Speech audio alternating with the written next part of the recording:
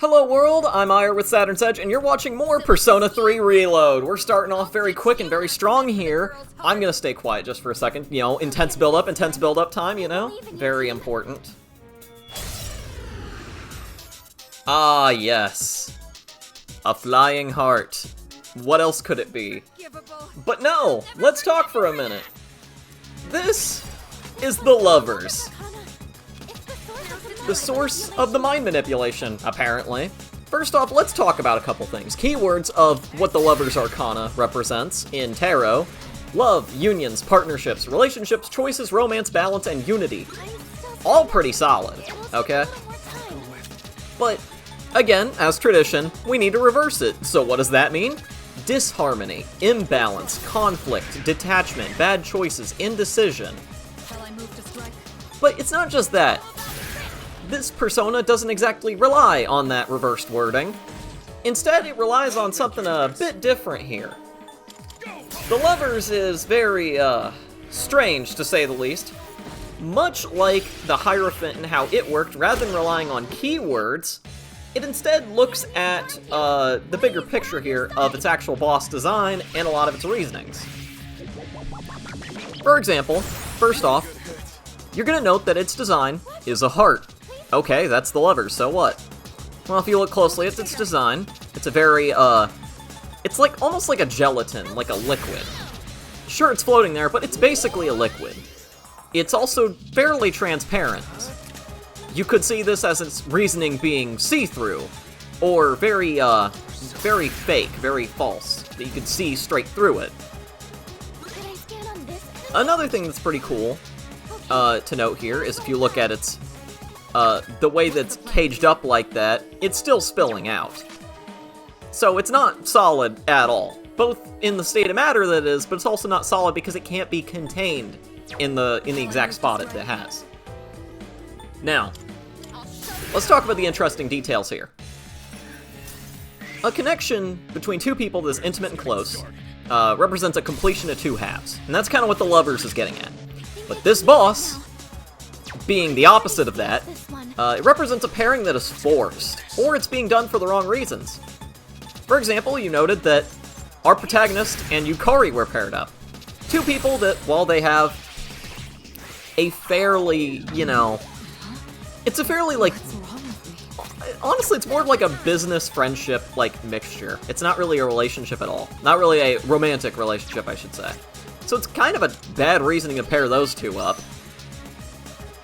It also sways everyone into getting manipulated by it, to falling for their own desires in their own mind, right?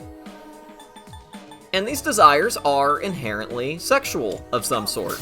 Less good reasoning, but more about natural instinct, which is very interesting, as the Lovers does not touch that at all. The boss itself instead plays on that idea to be the exact opposite of what it normally would be.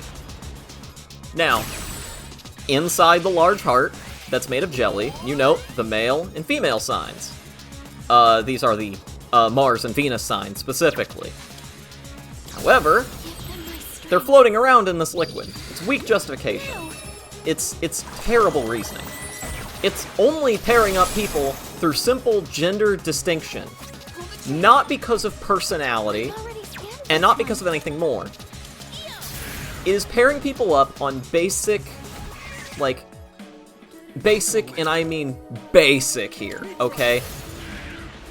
Animalistic, like, instinct, basic, like, sorts of things like that.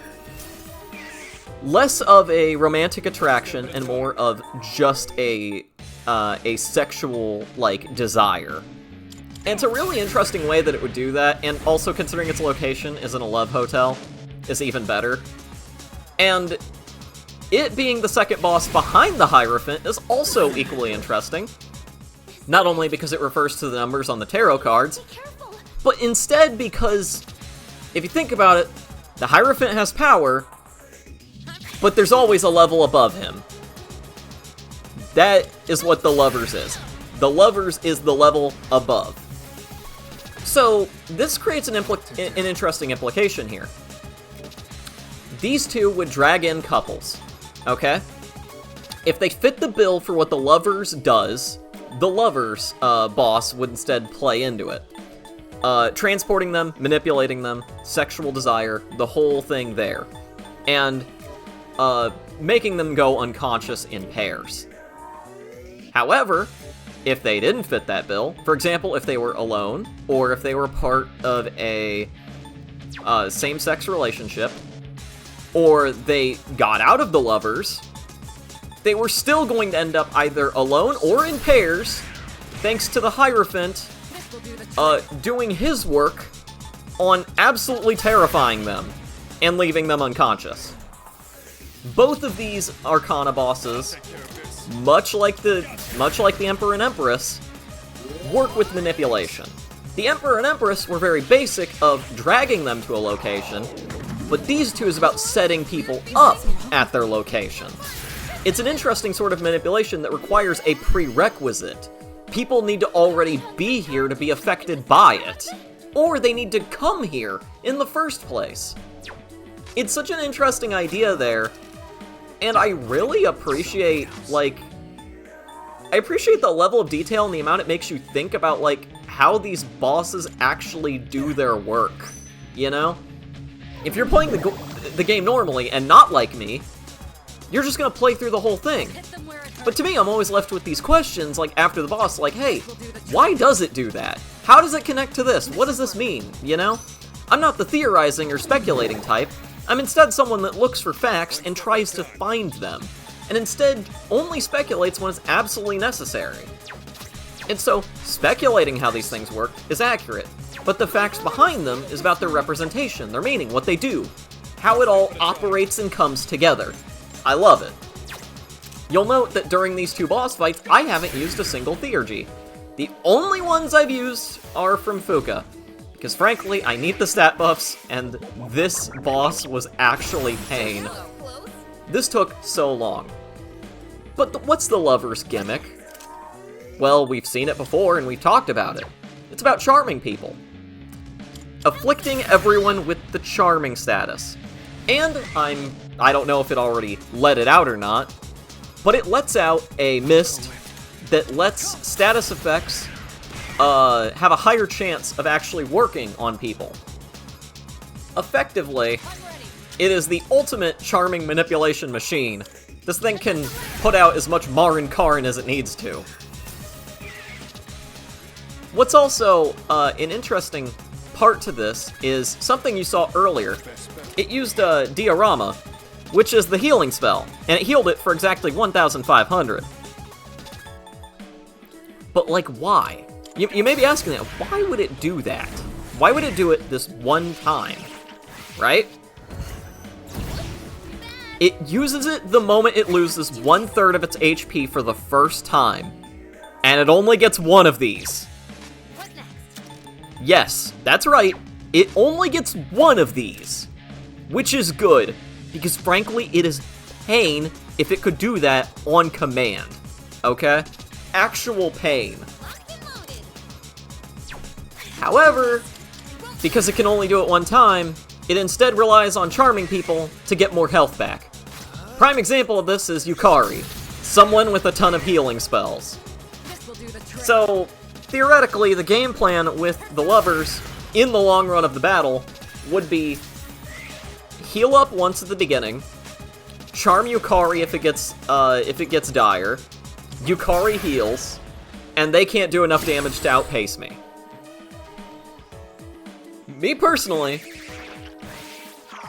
I hate the fact that this strategy is a real, viable thing, but also I love the fact that it makes the boss kinda think for a minute about how it wants to do things. The actual boss design, not art-wise, not character design-wise, but instead the actual mechanics and the spells they put with him, the stuff he can do, is interesting. Because it can do this sort of thing that plays into its build correctly. They actually planned out how to make the build work in a more, understandable way. And it's really cool. I love that. It's actually a really neat detail. Another thing I really just enjoy about this boss fight was because I didn't use any theurgies. Like, especially, you know, because I didn't use them. This boss felt like it took a while, and it felt like I actually needed to strategize more instead of just spam attacks, you know? It felt more like I didn't use the strategy of hit it till it dies, but instead, yeah, I should really consider what items I'm bringing to the table. And even if the only theurgies I used were Fuka's, she was only giving stat buffs, which is good, and those only last like 3 turns. Stat buffs that still carry over even when the characters are charmed. Yeah, you can imagine how much pain I was going through there. Especially if you have an attack buff on one character. Yeah, that's not fun. Especially when they're charmed. Point is, as a boss battle, and as I was playing through it and really getting to just experience it, even though it felt like a slog, like a complete nightmare to get through, it was still pretty good. Like, this took forever, in my personal opinion. This took, yeah, I'm checking the recording now. This takes about 13 minutes. Nearing 15, honestly. It takes about 13 minutes, okay? Of battling this one boss. But you know what? I don't care. This was 13 minutes that felt like it lasted forever, and it really needed to. Like, I actually enjoyed the fight and how difficult I made it seem just by not using theurgies. And also, it really doesn't help, especially when I was lacking a lot of items that I should have picked up beforehand. Anything that would recover any sort of status effect, yeah, I didn't really have those. And so I was almost entirely relying on just praying that my party members would just get out of the charmed state. Also, I like the fact that, you know, at low amounts of health, you've seen the enemies, and bosses especially, like, get visibly weaker, and they, like, hunch over, they do all these things, they're, like, you know, they do whatever, right? And you could see Yukari actually healed the boss there, that was pretty neat. Anyway, I like with this one, the wings are, like, very, like, sloppily flying. But also, I like the fact that everything drips down more, especially. I think it's a really nice detail. I love it. I love all of the boss designs in this game. None of them failed for me so far. They're really just beautiful. They're beautiful. That's just to say the least. I gotta say, like, even for how long this boss fight took, I did genuinely enjoy it. I really did. I know I said it, like, just a minute ago, but, like, I did enjoy it, you know? Because the charm feature actually made this feel kind of difficult. It really did. Especially considering that, like, some of my damage would just kind of mean nothing. But also, charm is, like, almost entirely random. So it's kind of fun to just fuck around with that for a while. Also, another note, when it hits below 50% health, it starts using Agidyne, or is it Agidyne? I don't know. It uses the massive damage fire spell, basically, which is really bad if Mitsuru's on your team, but also it kind of makes sense. It's like, oh, it's a love-themed boss. It uses the heat of romance, the steamy love, or whatever. You get the point. I really like that it does that. And I like the fact that it resists certain types as well, one of which is electric, because, like, oh, love is shocking or something, or it's, like, entirely a, like, you know, it's an electrical response, really, you know, in your brain and your heart. I like the fact that that was also a part of this, as well. Also, I love the Heartbreaker move. I love the way that starts out. And I like the main gimmick with the Heartbreaker move being especially effective on, charmed party members. I think it's just really smart, honestly. The whole build is smart. And I especially just like the arena, where instead of like the arena we got before of just the Love Hotel, now it's the same room, but everything is covered in a dense mist. It's just so enjoyable. Like, I love it. I really do love this sort of thing. Yeah, 15 minutes. 15 minutes for this boss fight, and I like the way it dies. The way it dies is beautiful. Anyway, now we're all level 27. I really was not prepared for that boss fight. I really wasn't. I should have done better. I am sorry. Oh, man. But luckily now, you know, we got our level ups, and we completed our full moon operations, so I feel pretty good about that. So, it's over. I mean, full moon operation down for July, and we took out 2 bosses when we only thought there was 1. This is a big day for us. Also, Recarm! Yes! Yukari has access to a spell called Recarm. I love this spell. Revive 1 teammate at 50%. It costs a lot of SP, but damn, it's good. Also, Junpei was here. I'm glad you're all safe. Excellent work. The enemy was clever, but you came out on top. Yes, we did. Thank you. And Fuka did as well. You did Well, now good we're all too, part of the same Takuba. team. It's no wonder you volunteered. Yeah, right. And you as well. Yeah, I did the You stuff. were able to remain calm during the enemy's mental assault. Maybe you're finally starting to recognize yourself as a leader. Keep up the good work. Finally, I've been the leader.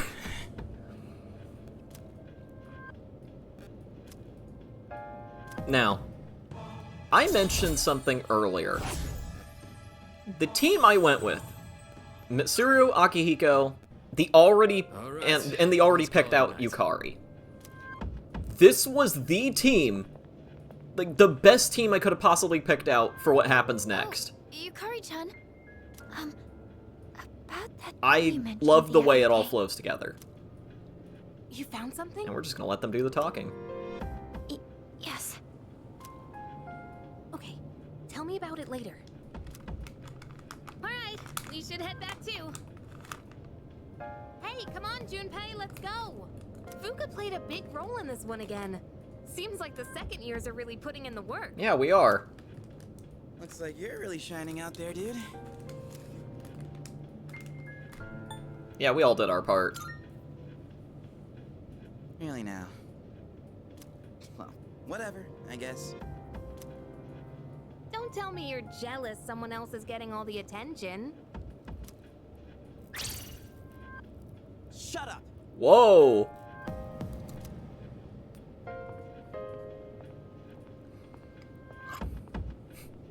What's his problem?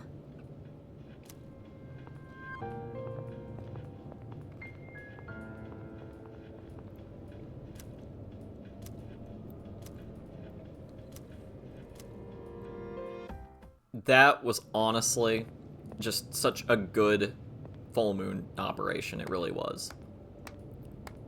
But we also had an audience. That was faster than I expected.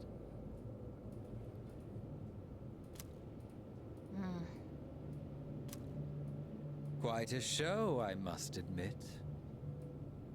They've been rather busy these last few months, haven't they?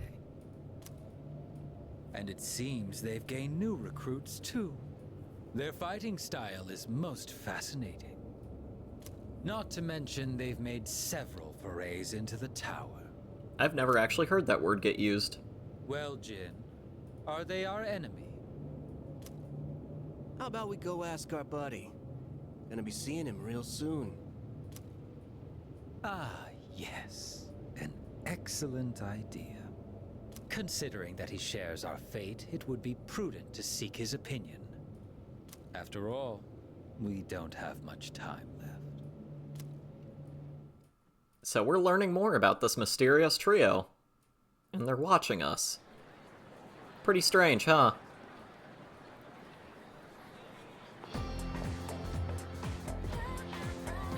I can hear people talk.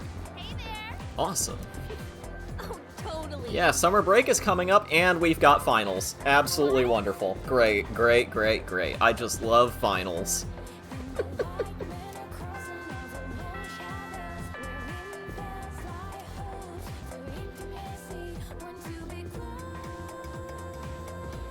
there isn't really much I could talk about here, honestly. I mean, now it's just all the stuff that builds up to finals and, like, some things that I want to point out and share with you, really.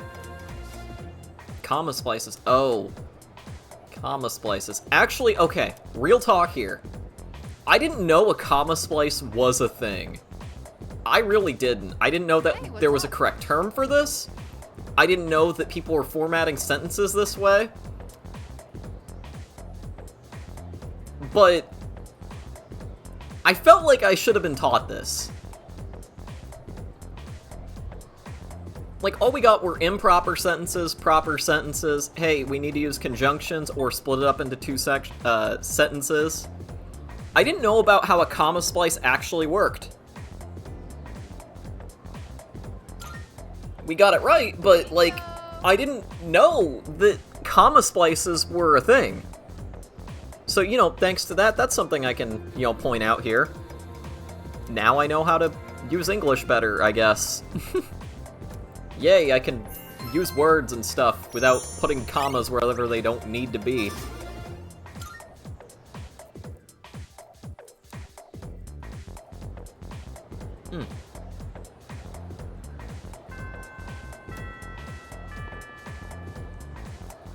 Finals are a lot harder than midterms. You might have to study more. Yeah, I will.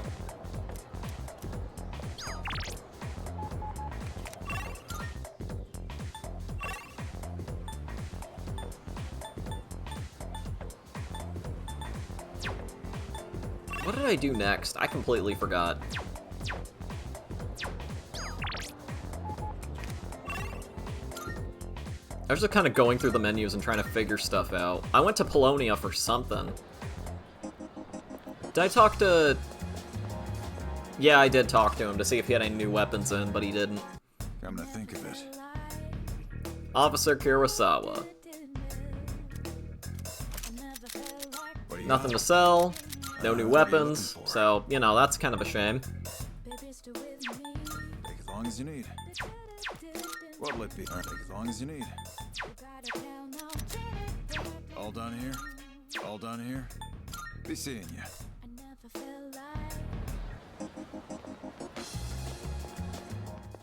Marvelous. I'm looking forward to it. Awesome, we got our Twilight fragments. Are you accepting a request?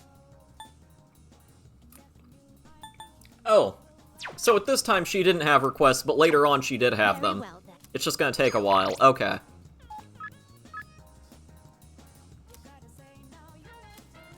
Oh, Maiko, that's right.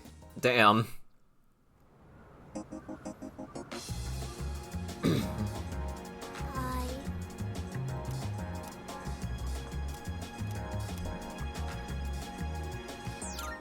Thank you.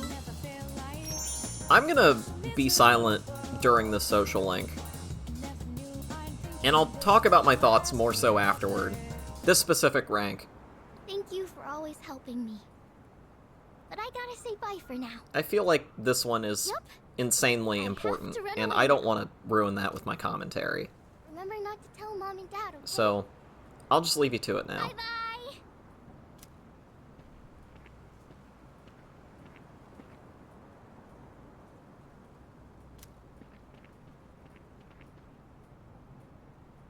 Hey, you!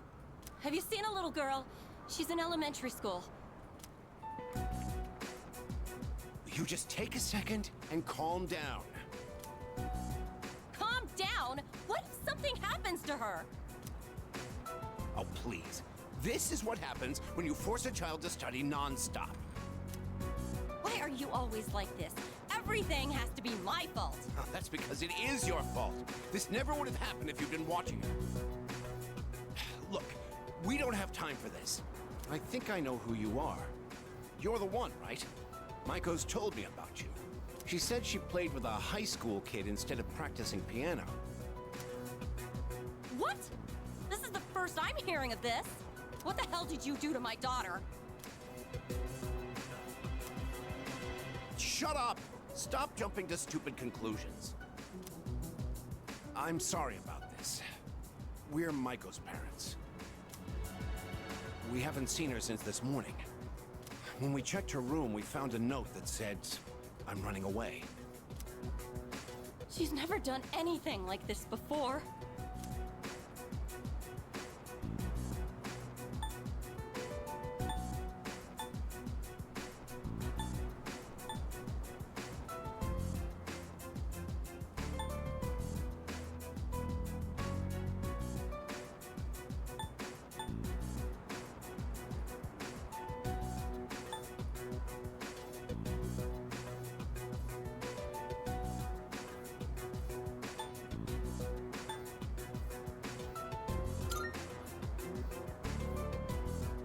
Excuse me? You don't know anything. Maiko, why? Listen, if you have any idea where she is, I'm begging you to tell us.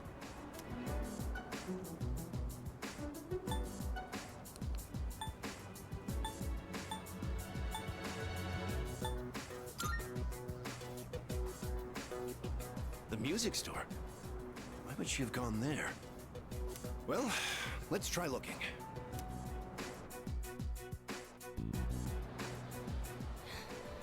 What's going on?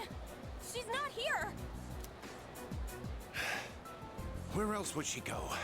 Wait, maybe she went to get takoyaki. She must be hungry by now, right?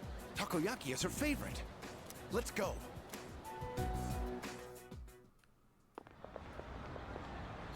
Maiko! Mom! Dad, well,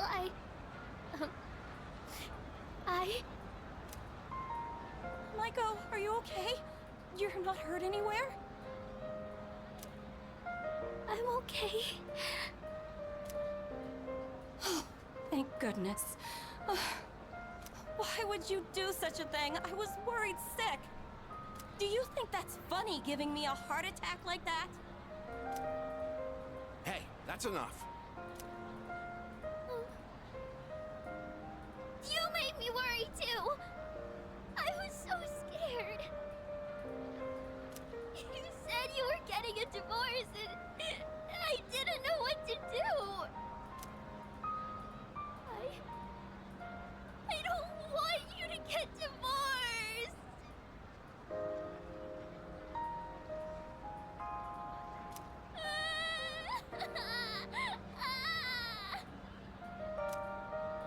Oh, so that's what this is all about.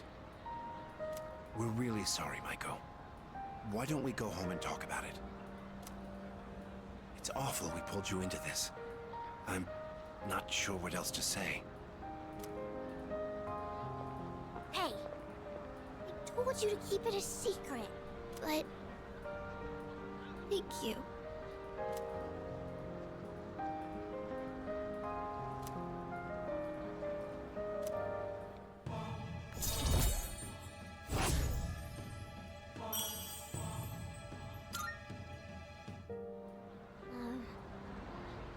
Bye-bye.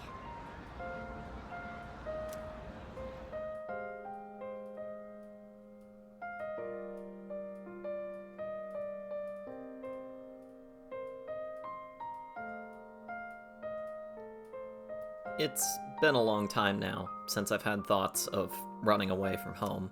A really, really long time. And seeing that all play out, I mean, it was genuinely beautiful. It's well done. It's incredibly tasteful, too. Even if your protagonist can say some pretty dumb stuff, still, that's you choosing it. I just think it's such a beautiful scene that I didn't want to talk over it at all. And it felt like it was perfectly placed right here. The night where everything starts to really get put together here. Everyone's incredibly on edge. Yukari and Fuka are on edge, Mitsuru's being very vague, Akihiko, we don't know much about him, and Junpei's starting to act more rebellious and more of kind of an asshole. our protagonist doesn't really have any thoughts. He really doesn't. Not in this current moment, anyway. I mean, hell, we're literally picking up a part-time position at a cafe. But it felt like that social link rank, for Maiko especially, that one. It felt like it was perfectly placed right after such a serious battle, like the day after. You know, we finally solved a problem, but tensions are still high. And we're getting closer to a resolution with Maiko, but in that rank, we had such high emotional stakes. And it feels right to be placed there. It's not done too early, it's not done too late. It's done right where it needs to be. We still get to spend time with Maiko after this. It's a scene that I genuinely appreciate, and I just wanted to stay silent and share that with you. It hits close to home for me, but not so close as to hurt, you know? But, hey. It's been a good episode. It's been a good batch of episodes so far. So for now, we're gonna end off this episode here. I've been Eire, with Saturn's Edge. You've been watching Persona 3 Reload. Stakes and tension are just getting higher from here, as we learn more, and we get to see more. Feel free to like, share, and subscribe, you know? Share it with your friends. Just do whatever you want to do. And hey, I'll see you all around in the next video, okay? See ya!